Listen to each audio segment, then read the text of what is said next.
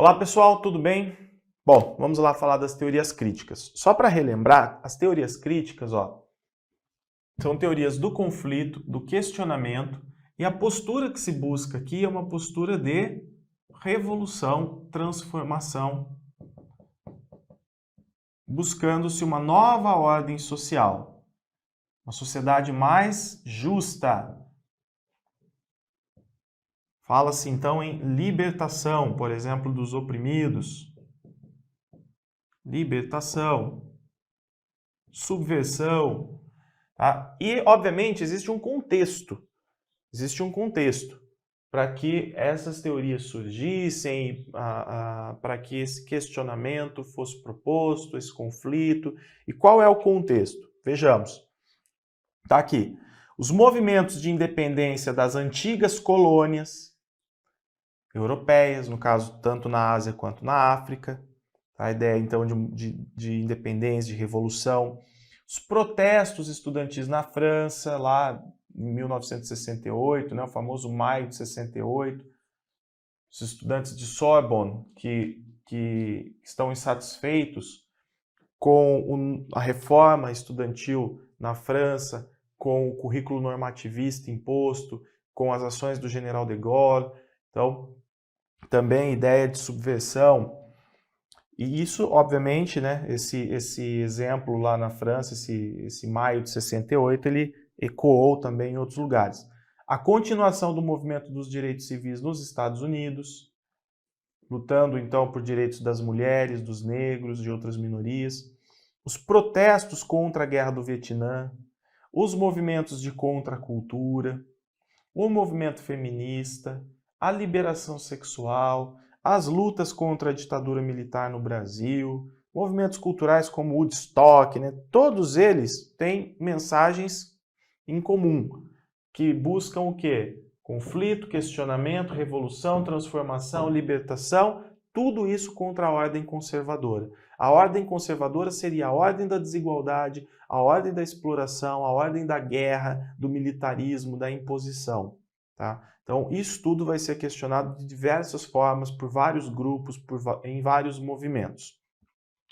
Continuando, para as teorias críticas, o importante não é desenvolver técnicas de como fazer o currículo, mas desenvolver conceitos que permitem compreender o que o currículo faz.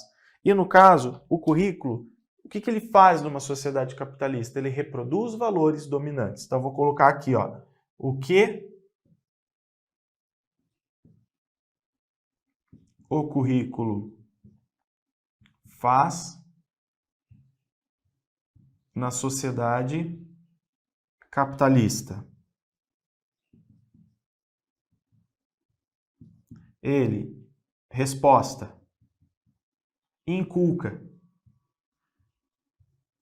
faz com que o sujeito fique na escola anos recebendo a ideologia capitalista, inculca, reproduz valores dominantes, reproduz valores dos grupos dominantes.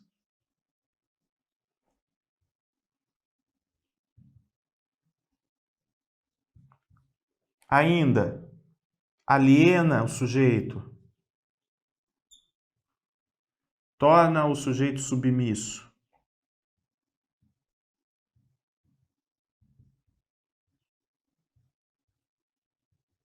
Forma para a submissão, etc. Ok? Tira dos grupos a capacidade de mobilização para que possam lutar pelos seus direitos. Tudo isso faz o currículo numa sociedade capitalista. E a escola exerce um papel muito específico aqui. A escola está sendo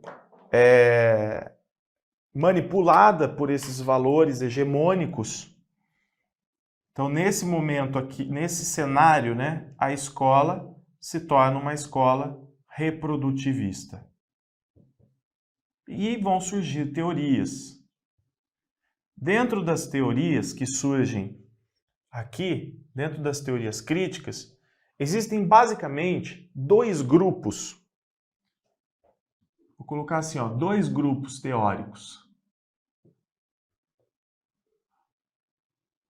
Tá lá em cima de novo, né? Nossa, você nem viu. Senhor. Vinícius. Pera aí, pessoal. Vamos consertar isso aqui, né? Com meu paninho. 2 grupos. Beleza. Quais são eles? Existem os... Na verdade, são vários grupos, mas eu vou sintetizar aqui nos 2 principais, tá? Existem os crítico-reprodutivistas.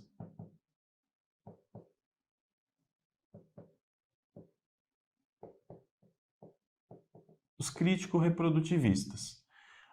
Vejam, são críticos. Eles denunciam esse papel da escola aqui, ó. Isso que a escola está fazendo, a forma como ela está funcionando, gera desigualdade, exclusão, inculcação, alienação, tudo isso. Tá? Reproduz a estrutura social dominante de um lado e a estrutura, no caso a estrutura de classes, né? De um lado as pessoas que têm prestígio, valor na sociedade e de outro a massa sem prestígio e sem valor. Esses críticos reprodutivistas entendem que a escola cumpre que tipo de função? Reprodutivista, só que ela está de mãos atadas. Então eles são pessimistas. Eles entendem, ó, não tem o que fazer. A educação é isso. Ela está toda organizada para manter essa estrutura de classes que nós temos aí. E não tem o que fazer. Então, são pessimistas. Nós vamos estudar 2 deles. O Louis Althusser e o Pierre Bourdieu. Tá? Louis Althusser e Pierre Bourdieu. Por outro lado, existem os transformadores.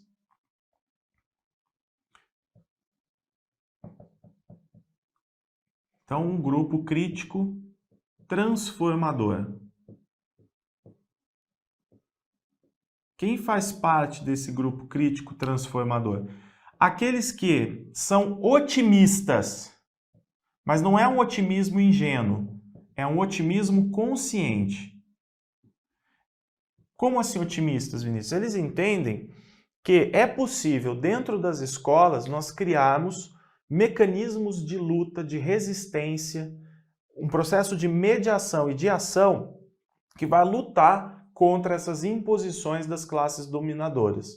Aí vem a ideia de libertação, de emancipação, de construção de um currículo crítico, de formação de professores e alunos para que eles possam gerar mobilizações e lutar pelos seus direitos.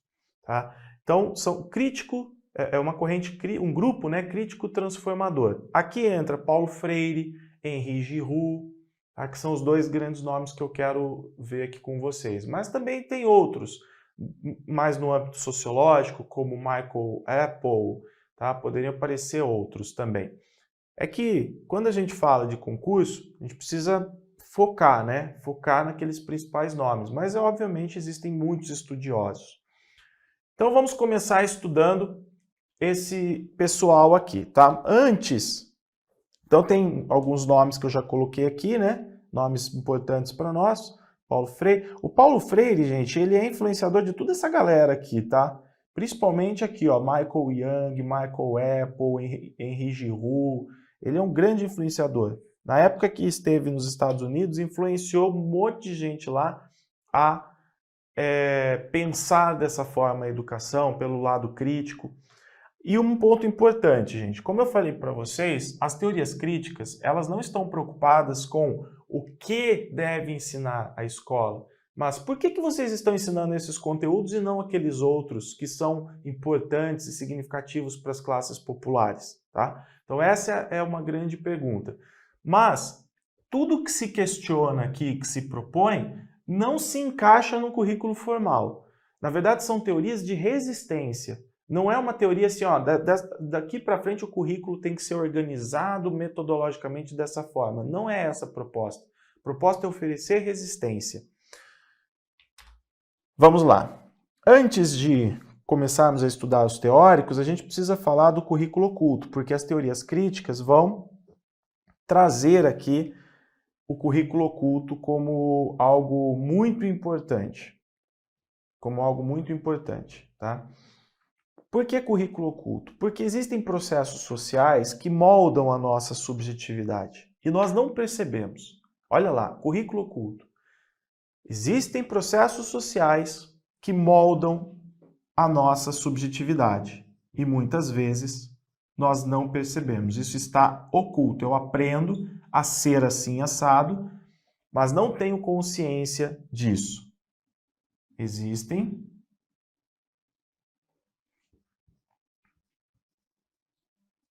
processos sociais que moldam nossa subjetividade. Até então, nós estávamos falando apenas do quê? De currículo oficial, formal. Aquele currículo que está previsto. E também poderíamos falar de currículo real, que decorre da atividade que o professor realiza com os alunos em sala de aula, na escola, dentro ou fora da sala de aula, né? Mas aparece então esse aí. Olha lá, existem processos sociais que moldam nossa subjetividade, sem nós termos consciência disso. Vamos ver aqui as características do currículo oculto. Ele é constituído por todos aqueles aspectos do ambiente escolar que, sem fazer parte do currículo oficial explícito, contribuem de forma implícita para aprendizagens sociais relevantes. E nós temos contribuições positivas e negativas, tá? Como assim, Vinícius? Vejam, dentro da escola, a cultura popular não está prevista nos planos, mas o aluno traz para dentro da escola a cultura popular, nas brincadeiras, na forma de ver o mundo, nas interações, nas falas, na forma de se vestir. Então, a diversidade cultural, por mais que ela não esteja prevista, né, por mais que lá no plano de ensino, no programa oficial ela não esteja prevista, e no plano de ensino também não, vamos trabalhar a diversidade, enfim, ela se manifesta. Isso é um ponto positivo, porque a cultura popular, de certa forma, ela chega dentro da escola. O ponto negativo é que a escola é organizada também para gerar o quê? Classificação entre as pessoas. Então, o aluno está o tempo todo sendo classificado. As observações que são feitas, os resultados das provas, o tempo todo, esses são os melhores, aqueles são os piores. Isso está oculto. Mas cria o quê? Subjetividade, molda o sujeito, molda a criança desde cedo a viver nesse cenário de competição, em que algumas são, vamos dizer assim, estão privilegiadas pelos seus resultados e outras estão excluídas.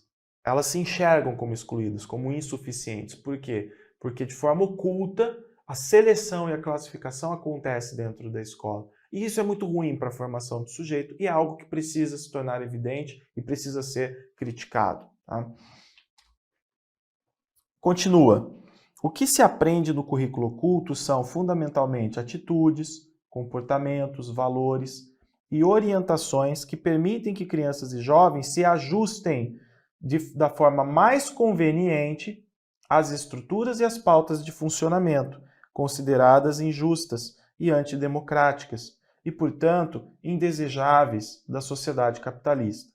Entre outras coisas, o currículo oculto ensina, em geral, o conformismo, a obediência, o individualismo. Por exemplo, é assim mesmo, meritocracia.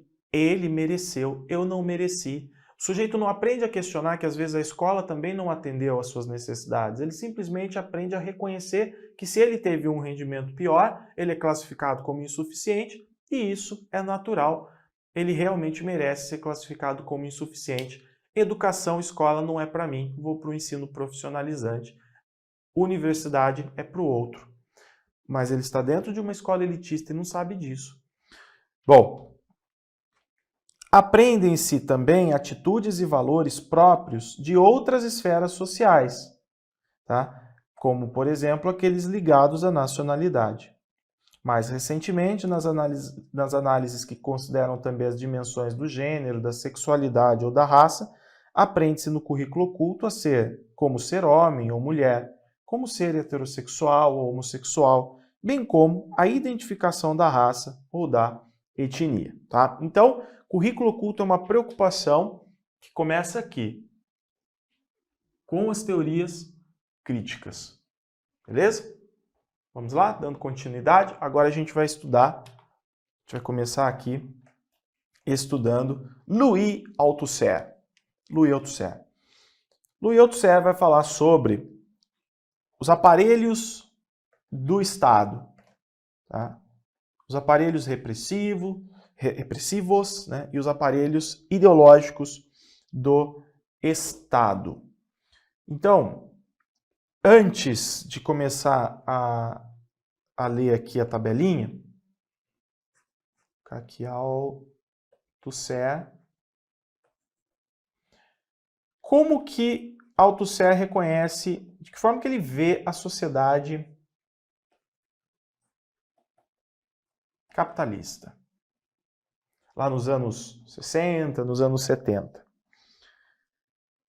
A sociedade capitalista, gente, ela é toda organizada, estruturada para gerar riqueza para determinados grupos, mas não só riqueza, como também influência, poder.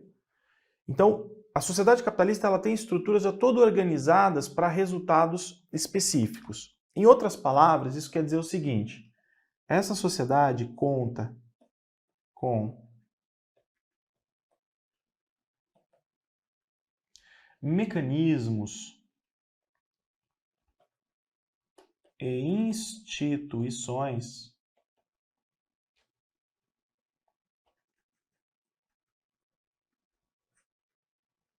encarregados de garantir que o status quo, a sociedade vigente, a sociedade da forma como se apresenta, tá? Garantir que o status quo não seja contestado.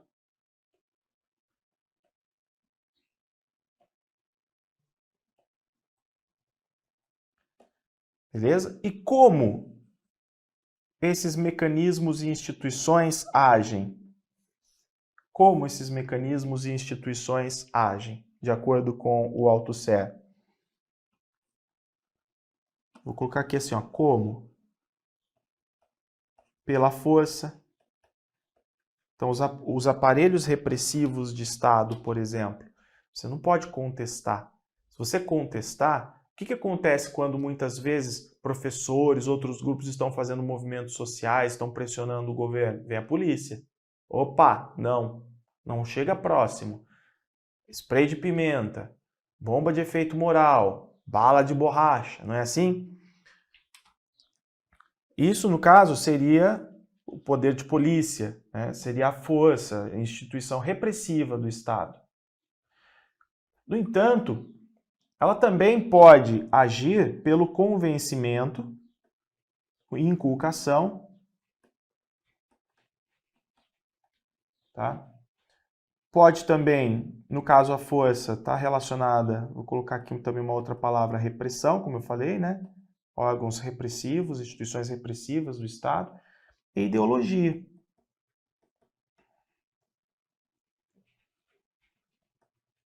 Então aqui nós temos principalmente os aparelhos ideológicos do Estado atuando. A igreja, a escola, ensinando como que o sujeito tem que ser submisso, que ele não deve contestar, né, esse sistema de classes, que o que acontece dentro das classes é natural, que a desigualdade é natural, porque uns merecem mais, outros merecem menos. É dessa forma que eles inculcam. Então, quais são os aparelhos ideológicos? Como eu falei, igreja, escola, instituições culturais. Já os aparelhos repressivos, nós teríamos aqui principalmente polícia, exército, a justiça. Tá? Então, aparelhos repressivos, polícia, exército, justiça, aparelhos ideológicos, instituições em geral, escola, igreja. Olha lá. Ó. Então, de que forma que eles estão atuando? Fazendo com que as pessoas não questionem a sociedade da forma como ela está estruturada, tornando as pessoas passivas, conformadas, submissas. Beleza? Voltando. A permanência da sociedade capitalista depende da reprodução de seus componentes propriamente econômicos. Força de trabalho, meios de produção. Então eu tenho que ensinar para a pessoa como ter uma vida digna. Você tem que se esforçar muito, estudar muito, merecer, conseguir uma vaga de trabalho e viver dignamente aceitando o seu trabalho, subordinando-se à empresa que te dá um emprego, ao seu salário. Que é o discurso, né, que nós ouvimos demais no Brasil e que ainda existe.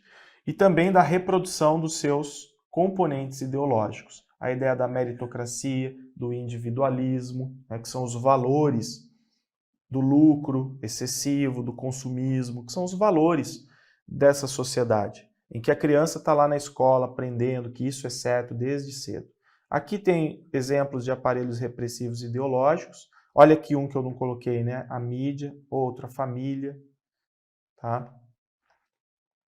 O que é ideologia? Ideologia, para o Althusser, é constituída por aquelas crenças que nos levam a aceitar as estruturas sociais existentes como boas e desejáveis. Isso é ideologia. Coloca-se a ideia de que a estrutura social que realmente é boa e que deve ser preservada é essa. É a do lucro, da propriedade privada, da meritocracia, do individualismo, da competição excessiva, da exclusão, porque a exclusão e a desigualdade, como eu falei, são processos naturais. Se alguém está excluído é porque não se esforçou, simplesmente. Aí nós temos a base ideológica. E a escola, Vinícius? Como que ela funciona? Olha lá, escola constitui um aparelho ideológico central, porque atinge praticamente toda a população por um período prolongado de tempo. Então, se tem uma instituição que vai inculcar, que vai vender o capitalismo muito bem por muitos anos e fazer a pessoa se tornar submissa a essas ideias, é a escola. Tá?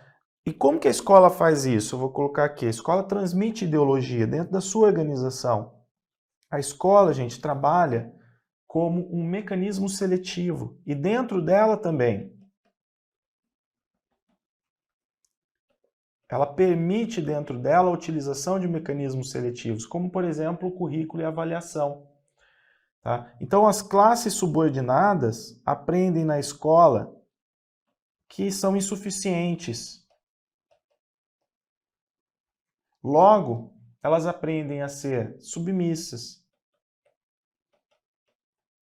Tá? Então, aprendem aqui a submissão e a obediência, que serão importantes para o momento que esses grupos aqui das classes subordinadas vão para a sociedade, para o mercado de trabalho, porque eles vão sem a consciência de lutar pelos seus direitos, entendendo que da forma como a sociedade está estruturada é a forma justa. Isso está correto, sem consciência das injustiças que acontecem.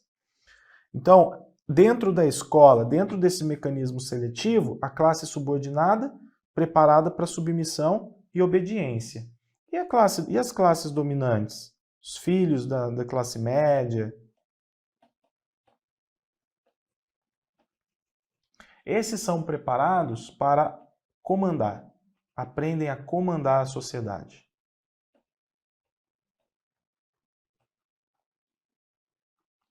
Tá? Aprendem a comandar a sociedade. É como se fosse assim, esse sistema já está estruturado para essas finalidades.